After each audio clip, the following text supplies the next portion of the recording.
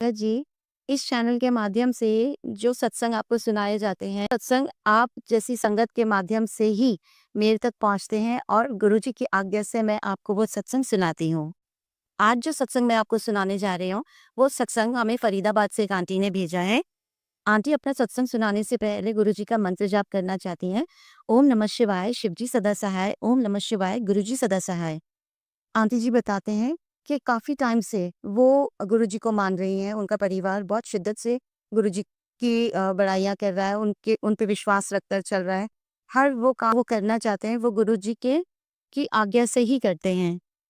Aunty जी बताते हैं कि काफ़ी टाइम से आंटी जी बहुत ज़्यादा डिस्टर्ब चल रहे थे। वो उन्होंने गुरुजी से एक अरदास लगाई हुई थी क्योंकि आंटी जी जो हैं, वो जॉब करते हैं। काफ़ी टाइम से वो जॉब करते थे, पर अभी कुछ टाइम से वो मेडिकली फिट नहीं है, तो उन्होंने जॉब छोड़ दिया है। तो वो चाहती थी कि उनका कोई बिज़नेस स्टार्ट हो जाए, जिससे आंटी अच्छे से उस बिज़नेस को कर पाएँ। जिसके लिए आंटी ने काफ़ी टाइम से गुरुजी को अरदास लगा रखी कि गुरुजी मेरे लिए राह बनाइए। आपने अगर मेरे दिमाग में ये बिज़नेस का आइडिया डाला है, तो आप मेरे लिए राह बनाइए, मुझे कुछ बताइए कि मैं ये बिज़नेस कैसे स्टार्ट करूँ? मुझे कुछ समझ में नहीं आ रहा। और गुरुजी से डेली कहती कि गुरुजी प्लीज़ आप मुझे कोई इशारा तो दीजिए, आप मुझे कुछ इशारा दीजिए, जिससे मेरे को ये पता चले कि हाँ, आपकी रज़ा से ही मैंने ये काम शुरू किया है और आपका आशीर्वाद इस काम के लिए मुझे मिला है।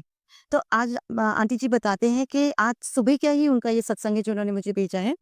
आंटी जी बताते हैं कि इंस्टाग्राम पे स्क्रॉल कर रहे थे, तो उनके सामने ना एक मैसेज आया। वो मैसेज ये था, मैसेज में जो अंकल गुरुजी की तरफ से मैसेज सुना रहे थे, वो ये कह रहे थे कि उनके पास बहुत सारे लोग ऐसे आते हैं और उनके पास बहुत सारे मैसेजेस ऐसे आते हैं, जिसमें वो ये कहते हैं कि हम गुरुजी से इतने टाइम से जुड़े हुए हैं, हमने गुरुजी से अरदास की हुई है, पर अभी तक गुरुजी ने सुना नहीं है, गुरुजी सुनते नहीं है, गुरुजी कैसे सुनेंगे? आप प्लीज़ हमें बताओ, गुरुजी कैसे सुनेंगे? तो अंकल ने सत्संग के ज़रिए बताया कि जो आंटी सुन रही थी, सत्संग के ज़रिए बताया कि ये जो कि गुरुजी खुद करने कुछ नहीं आते हैं। गुरुजी आपको एक इशारा देते हैं। गुरुजी अपनी रज़ा जो उनकी रज़ा है आपके लिए क्या बेहतर है, वो एक इशारा देते हैं जिसको आपको समझना होता है। ठीक है? गुरुजी आपको रास्ता दिखा देंगे, बस चलना तो आप ही को पड़ेगा। जिस तरह से हम बड़े मंदिर जाते हैं, लंगर करने के लिए बैठते हैं, उस लंगर को चखने के लिए हम अपने हाथों का यूज़ करते हैं। क्योंकि गुरुजी ने हमें बताया हुआ है कि लंगर हम चख ही तब पाएँगे जब तक हम उसे तोड़ेंगे नहीं और गुरुजी का शुकराना करके उसे खाएँगे नहीं। ठीक है? तो लंगर हमारे सामने सेवादारों के ज़रिए आ तो जाता है, पर खाना हमें खुद पड़ता है।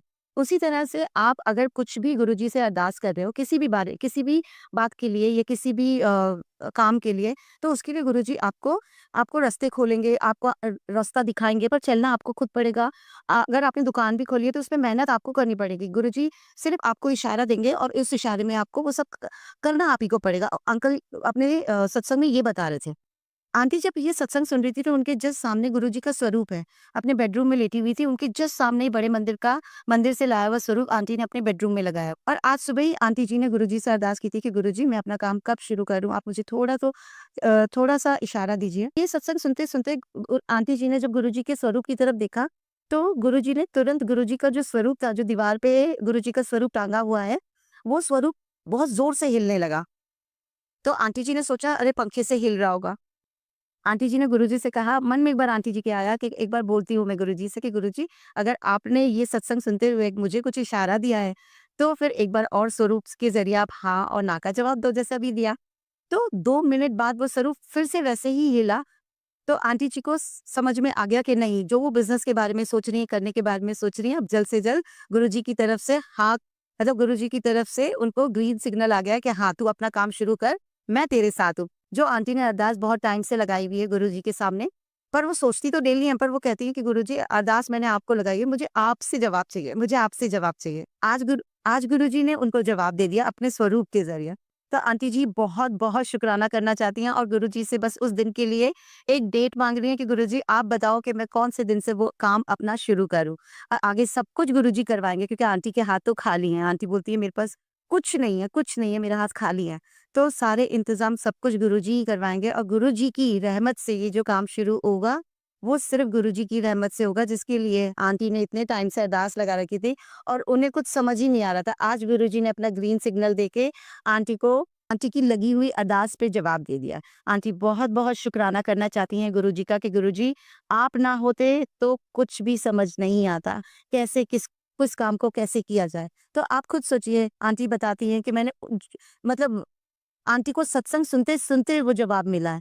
तो कहते हैं ना कि सत्संग सुनने चाहिए, सत्संग अगर आपकी ज़िंदगी में गुरुजी कर रहे हैं तो उन्हें सुनाना भी चाहिए। ये बहुत पुराना नहीं, आज सुबह का सत्संग है, आंटी ने तुरंत मुझे फ़ोन करके ये सत्संग सुनाया है, जो मैं आपको इस चैनल के माध्यम से सुना रही हूँ कि आंटी बार-बार शुकराना कर रही हैं कि गुरुजी जिस जिस बात का जो अरदास आंटी जी ने लगाई थी गुरुजी के सामने, इतने टाइम से उनको कोई रिप्लाई नहीं मिल रहा था, पर गुरुजी ने आज इस जो आंटी वो सत्संग सुन रही थी, उस सत्संग के ज़रिए आंटी को उनके अरदास का जवाब दिया है। तो कहते हैं कि सत्संग सुनने वाले का भी भला होता है और सत्संग सुनाने वाले का भी भला होता है।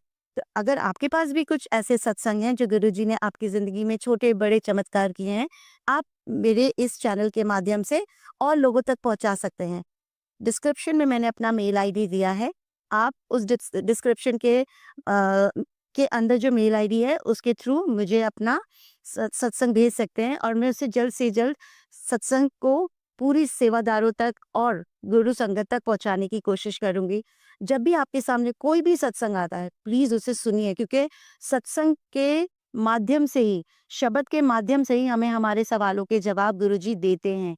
ये एक ऐसे भगवान हैं जिनके शब्द सुनने से और सत्संग सुनने से हमारे ज़िंदगी के अंदर जितने भी सवाल हम भगवान को करते हैं, वो हमें मिलते हैं, शब्द सुनने से, सत्संग सुनने से। तो बस आज का ये सत्संग मैं यहीं पे विराम करूँगी मंत्र जाप से। ओम नमः शिवाय, शिव जी सदा सहाय, ओम नमः शिवाय, गुरु जी सदा सहाय। जय गुरु जी, शुक्राना गुरु जी।